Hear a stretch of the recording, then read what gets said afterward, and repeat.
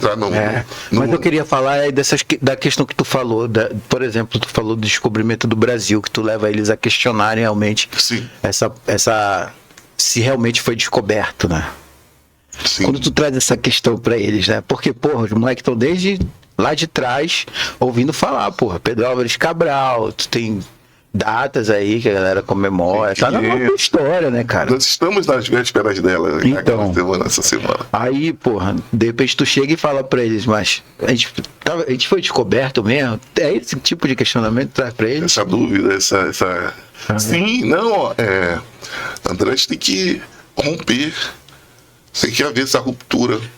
Então, professor, a gente foi descoberto mesmo? Qual foi o papo? Cara, é assim, depende do ponto de vista de quem tá contando, né? A história. Depende do ponto de vista Uhum. Entendeu? Uhum. E aí, há fontes que dizem que não. Já havia relatos dessas terras aqui. Já havia relatos. De outros navegadores, no caso? Sim, a gente tem que entender que para Portugal contornar o continente africano, para fazer, que foi o início das navegações ultramarinas, né? Século XV, para a gente entender, não foi, vamos lá, junta todo mundo, vamos, não foi assim. Sim. Certo? Vasco da Gama, antes de Vasco da Gama, inúmeras tentativas foram feitas, certo, André? E assim, diz a história que demoraram cerca de 100 anos. Tentativa e erro. Certo? Mas claro, presta atenção. Não é que eles iam no escuro. A cada tentativa ia alguém lá responsável por dizer, fulano, nessa rota aqui, na latitude tal, na longitude tal, tem uma barreira de coral. Então, já desvia aqui. Também foram criados entrepostos, né? Na costa do continente africano, atlântico do continente africano. Entrepostos que a história fala, né? Onde eles poderiam reabastecer. Foram etapas. É importante a gente saber que a história ela não é rápida, certo? Ela não é assim como, falando sobre a evolução humana. Até o hominídeo lá, até o elo entre nós e o primeiro mamífero lá. Até aqui o Homo erectus, foram milhões e milhões de anos, cara. Transformações que... Então a gente tem que passar isso para o aluno. Calma. Professor, fez... Não, calma, fez, mas teve isso. E com relação a levantar possíveis questões que levem a ele a algo a mais do assunto, eu acho que é também função do historiador fazer essa provocação, certo? Que leve as pessoas a... Não, peraí.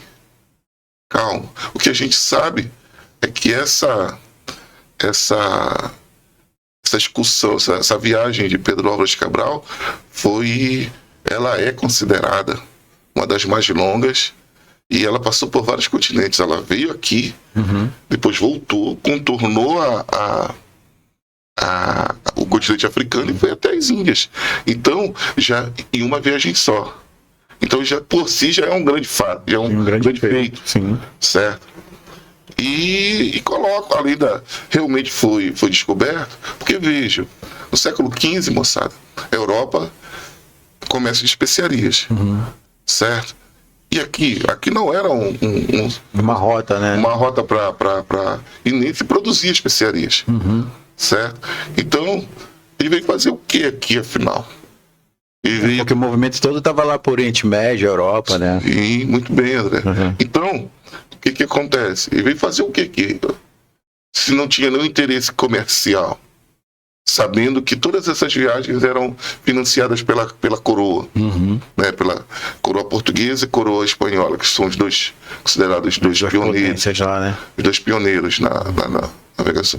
Então, além de promover essa primeira indagação, essa primeira pergunta, essa primeira provocação, eu vou colocando mais subsídios em cima da... Boa. Certo? Sem emitir juízo de valor. Ó, vamos lá. Mas, professor, não, é com você. Boa. São etapas. Certo? Então, primeiro é com você. Mas o que o senhor acha? Aí, desse momento, eu não acho nada. Eu coloco conhecimento e vou subsidiando para que ele vá tomando suas decisões, entendeu? Uhum. Algumas narrativas já começaram a ser quebradas, né? Algumas Com coisas. certeza. Por exemplo, a gente fala de descobrimento do Brasil, a gente hoje já sabe que o Pison já passou por aqui antes do Cabral. Sim. E há relatos históricos escritos, né, sobre isso, né? De datas e tal. Sim, né? Ele navegou o rio Oiapoque. Então. Ele entrou pelo rio Oiapoque, certo?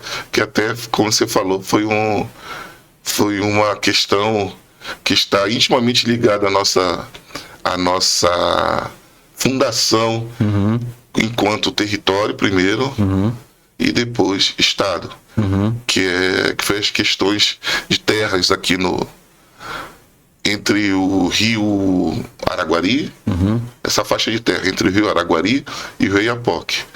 O governo francês dizia que a fronteira natural era o rio Araguari. O governo brasileiro dizia não, é o rio Oiapoque, certo?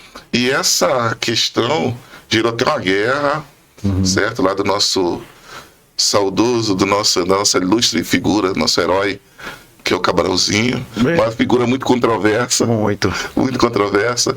Porém, André, eu creio que aí vem aquela história do Amapá, né? Então,